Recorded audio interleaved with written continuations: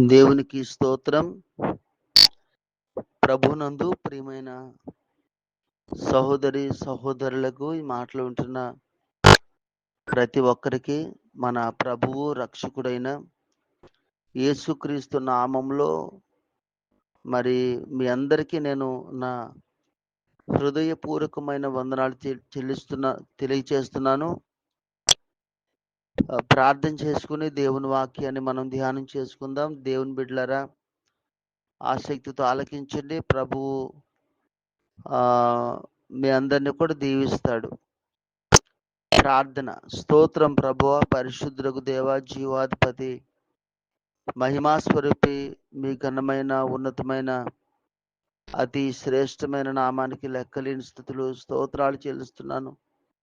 మీ యొక్క దయా సంకల్పాన్ని బట్టి మరొక నూతనమైన దినాన్ని మీరు మాకు దయచేశారు. అందుని బట్టి స్తోత్రాలు దేవా, మీ నామానికి మహిమ కలుగునుగాక.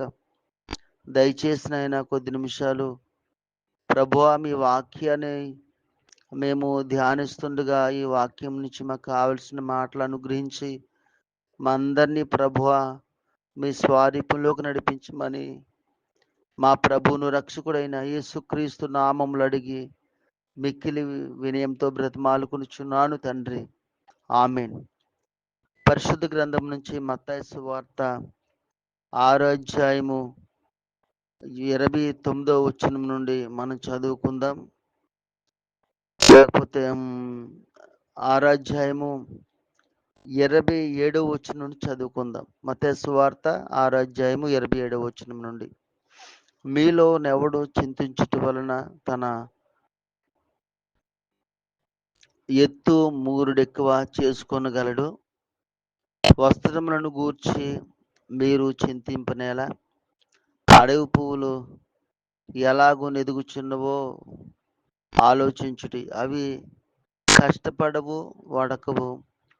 ఆయనను తన సమస్త వైభవంతో కూడిన సొలొమోను సహితము వీటిలో నొకదాని వలనైనను అలంకరింపబడలేదు. నేడుండి రేపు పొయ్యిలో వేయబడు అడవి గడ్డిని దేవుడిలాగూ అలంకరించినడలా, అల్ప విశ్వాసులారా, మీకు మరి నిశ్చయముగా వస్త్రములు ధరింపజేయును గదా. మీకు మరి నిశ్చయముగా వస్త్రములు ధరింపజేయును గదా. కాబట్టి ఏమి తిందుమో, ఏమి త్రాగుదుమో, ఏమి ధరించుకొందుమో అని చింతింపకుడి. అన్యజనులు వీటన్నిటి విషయమై విచారింతురు. ఇవన్నీ మీకు కావాలనని మీ పరలోకపు తండ్రికి తెలియను. కాబట్టి మీరు ఆయన రాజ్యమును నీతిని మొదట వెదుకుడి, అప్పుడు అవన్నీ మీకు అనుగ్రహింపబడును. రేపటిని గూర్చి చింతింపకుడి. రేపటి దినము దాని సంగతులను గూర్చి చింతించును. ఏనాటికి ఈడు ఆనాటికి చాలును.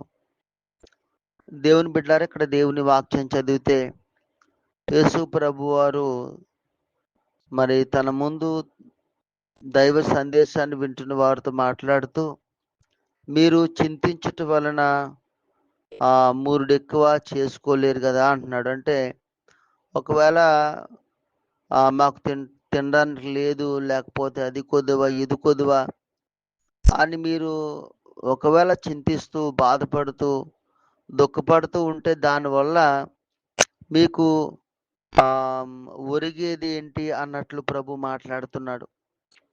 ఏమీ జరగదు కదా, అలా చింతించడం ద్వారా ఏమీ జరగదు కదా, ఏ విధమైన ప్రయోజనం లేదు కదా, ఎందుకు మీరు చింతిస్తున్నారు అని యేసు ప్రభు వారి వాక్యం వింటున్న వారితో మాట్లాడుతున్నారు. అనగా ఎలా అనుకోవచ్చు, ఈరోజు మనం ప్రభు వాక్యం వింటున్నాం కనుక అది మనకు కూడా అప్లై చేసుకునే అవకాశం ఉంది, మనకు కూడా అప్లై చేసుకోవచ్చు.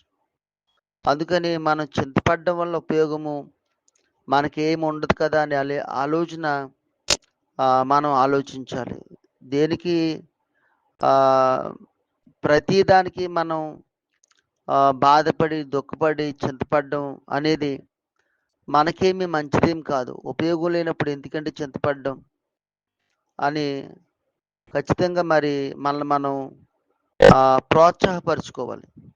మీరు అడగొచ్చు, మరి చింతపడకుండా ఏం చేయాలండి అంటే, దేవుడు ఇక్కడ మాట్లాడుతున్నాడు చూద్దాం. ఏమంటున్నాడు ఆయన అంటే 28లో అంటాడు, వస్త్రములను గూర్చి మీరు చింతింపనేలా, అడవి పువ్వులు ఎలాగూ నెదుగుచున్నవో ఆలోచించుడి, అవి కష్టపడవు అడకవు, అయినను తన సమస్త వైభవముతో కూడిన సొలొమోను సహితము వీటిలో ఒకదాని వలనైనను అలంకరింపబడలేదు. నేడుండి రేపు పొయ్యిలో వేయబడు అడవి గడ్డిని దేవుడు ఇలాగూ అలంకరించినట్లా అల్ప విశ్వాసులారా, మీకు మరణిత్యముగా వస్త్రములు ధరింపజేయును కదా అంటాడు. అంటే దేవుడు ఈ లోకంలో సమస్తాన్ని ప్రభువే సృజించాడు. చెట్లను, గడ్డిని, మరి ఇంకా పూల మొక్కలను, అలాగే ఈ లోకంలో ఎన్ని ఉన్నాయో ప్రతిది కూడా దేవుడే చేశాడు. ఒక్కదాన్ని కూడా వదలడం లేదండి. ప్రతి దాన్ని దేవుడు సంరక్షించుకుంటూ వస్తున్నాడండి. గడ్డిని కూడా దేవుడే పెంచుతున్నాడు, మొక్కలు కూడా దేవుడే పెంచుతున్నాడు, అడవులను దేవుడే పెంచుతున్నాడు, సముద్ర చేపలను దేవుడే, సమస్తం ప్రతిది దేవుడే పెంచుతున్నాడు.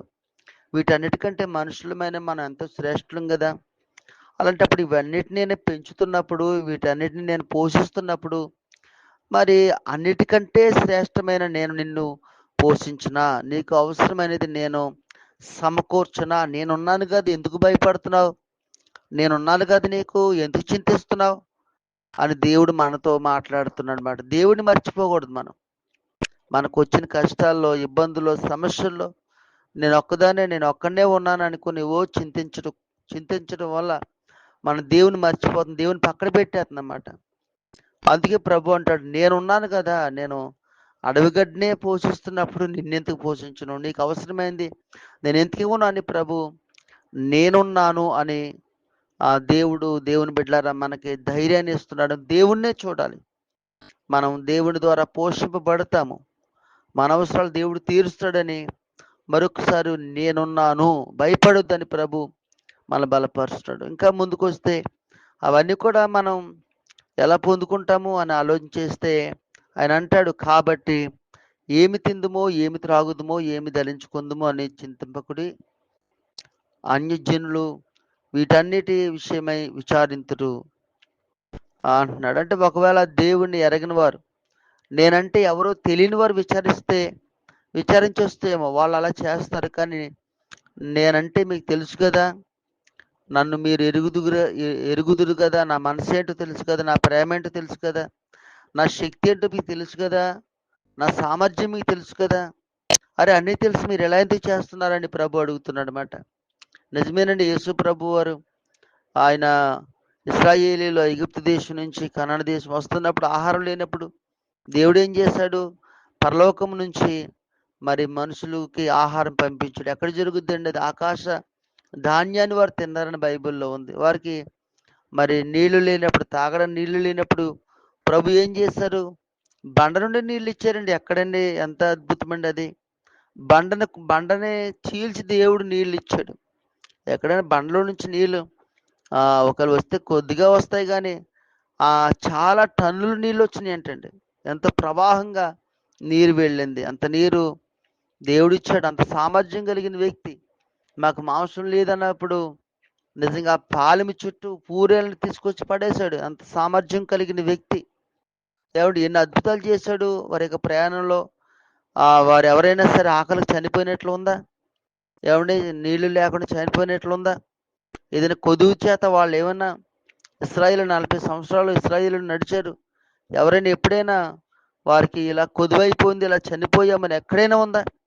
సమస్త సమృద్ధి దేవుడు తన మహిమేశ్వరు నుంచి ఇస్తాడని బైబిల్ రాయబడి ఉంది కదా.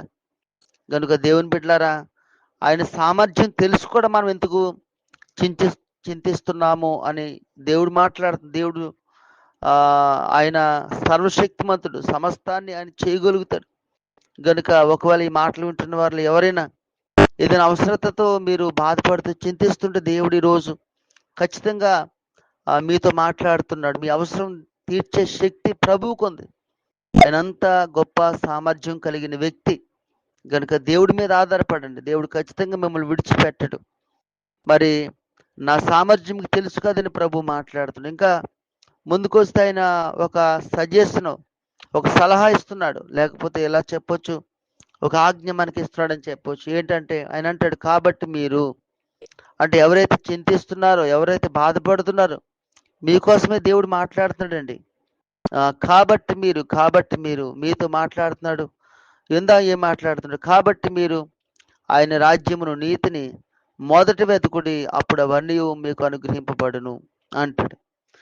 గమనించండి, మనం దేవుని రాజ్యాన్ని వెతికితే, దేవుని నీతిని వెతికితే, నేను దేవుని కొరకు ఎలా బ్రతుకుతున్నాను, దేవుని కొరకు ఎంత నీతిగా బ్రతుకుతున్నాను, దేవుని కొరకు నేను నన్ను నేను సమర్పించుకున్నాను అని మన భక్తిని, మన నీతిని, ప్రభువు కొరకు మనం నడిచే ఆ నడకని, మన ప్రవర్తనని ఒకవేళ మనల్ని మనం పరీక్షించుకుని దేవుని కోసం మనం చక్కగా మనం దేవుని కొరకు సమర్పించుకుని, దేవుని కొరకు ప్రత్యేకించుకుని, దేవుని కోసం బ్రతికితే దేవుడు అంటాడు, మొదట నా రాజ్యమును వెతకండి, నా నీతిని వెతకండి, అప్పుడు అవన్నీ మీకు అనుగ్రహింపబడతాయి. దేవుని బిడ్డలారా, మీరు దేవుని కోసం బ్రతకండి, దేవుని కోసం జీవించండి, దేవుని కోసం నీతిగా జీవించండి. దేవుని నిమిత్తము మిమ్మల్ని మీరు ప్రత్యేకించుకోండి, ప్రభు కొరకు మిమ్మల్ని మీరు సమర్పించుకోండి, దేవుని కొరకు నీతిగా బ్రతకండి, దేవుని కొరకు శక్తితో బ్రతకండి.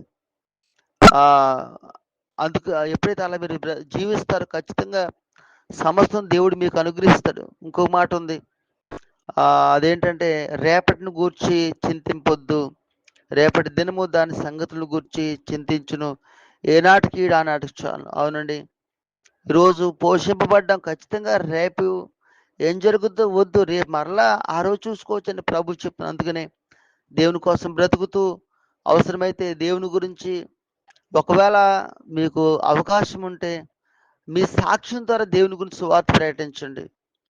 నోటితో చెప్పక్కర్లొద్దు, మీరు మారి మీరు ప్రభు కొరకు బ్రతుకుతూ మేము దేవుని బిడ్డలము అనేటట్లు మీరు జీవిస్తూ అనేకులు సువార్త ప్రకటించి ప్రభు వైపుకి, ప్రభు దగ్గరికి అనేకులు నడిపిస్తూ జీవించండి. ఖచ్చితంగా మీరు పోషింపబడతారు, బలపరచబడతారు, దీవించబడతారు. దేవుడు మిమ్మల్ని ఒక ఉన్నతమైన స్థాయి తీసుకొస్తారు. అటు కృప దేవుడు మీకు అనుగ్రహించును గాక. దేవుడి మాటలు దీవించును గాక. ప్రార్థన చేసుకుందాం. స్తోత్రం ప్రభువా, ఈ మాటలు విన్న ప్రతి ఒక్కరిని దీవించి విత్తబడిన వాక్యానికి నీరు పెట్టి ఫలింపు చేయమని మా రక్షకుడు ప్రభు అయిన క్రీస్తు నామములో బ్రతిమాలుకొనుచున్నాను తండ్రి. Amen, amen, amen. అందరికీ వందనాలు. దేవుడు మీ అందరినీ దీవించును గాక. ఆమెన్.